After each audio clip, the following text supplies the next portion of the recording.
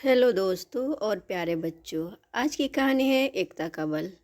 एक समय की बात है कि कबूतरों का एक दल आसमान में भोजन की तलाश में उड़ता हुआ जा रहा था। गलती से वह दल भटक कर ऐसे प्रदेश के ऊपर से गुजरा जहां भयंकर अकाल पड़ा था। कबूतरों का सरदार चिंतित था। कबूतरों के शरीर की शक्ति समाप्त होती जा रही थी। सिर ही कुछ दाना मिलना जरूरी था। दल का युवा कबूतर सबसे नीचे उड़ रहा था। भोजन नजर आने पर उसे ही बाकी दल को सूचित करना था। बहुत समय उड़ने के बाद कहीं वह सूखाग्रस्त क्षेत्र से बाहर आया। नीचे हरियाली नजर आने लगी तो भोजन मिलने की उम्मीद बनी। युवा कबूतर और नीचे उड़ान भरने लगा। तभी उसे नीचे खेत में बहुत सारा अन्न बिखरा नजर आया।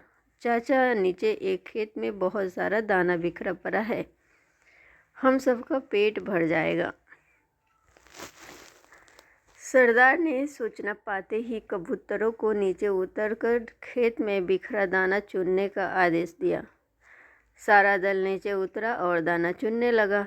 वास्तव में वह दाना पक्षी पकड़ने वाले एक बहलिए ने बिखेर रखा था। ऊपर पेड़ पर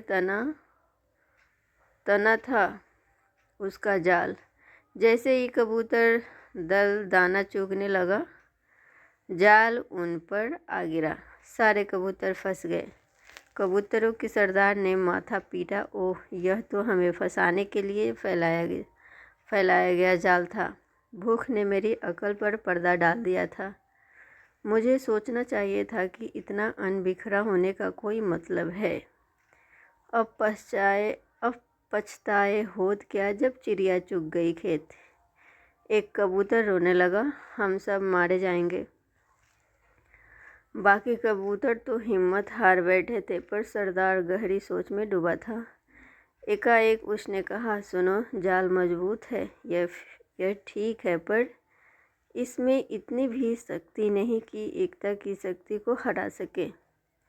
हम अपनी सारी शक्ति को जोड़े तो मौत के मुंह में जाने से बच सकते हैं।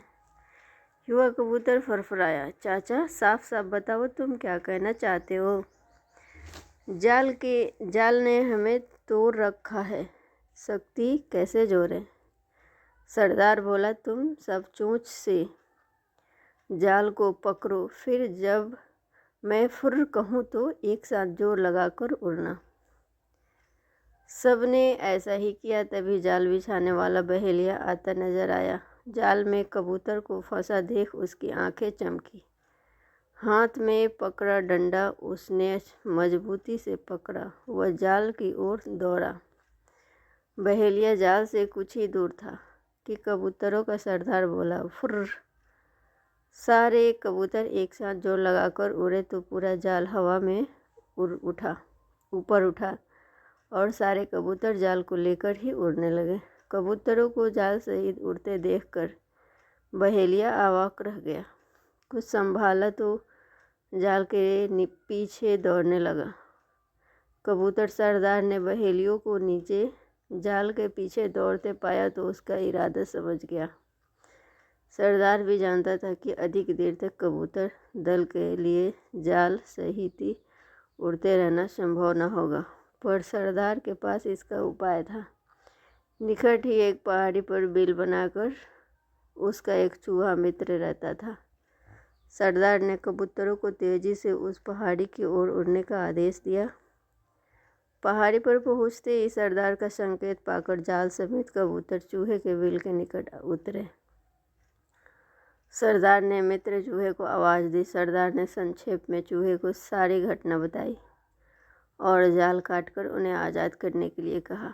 कुछ ही देर में चूहे ने वह जाल काट दिया।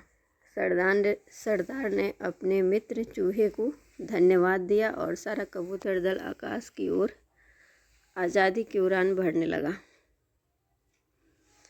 तो ये रहा कहानी।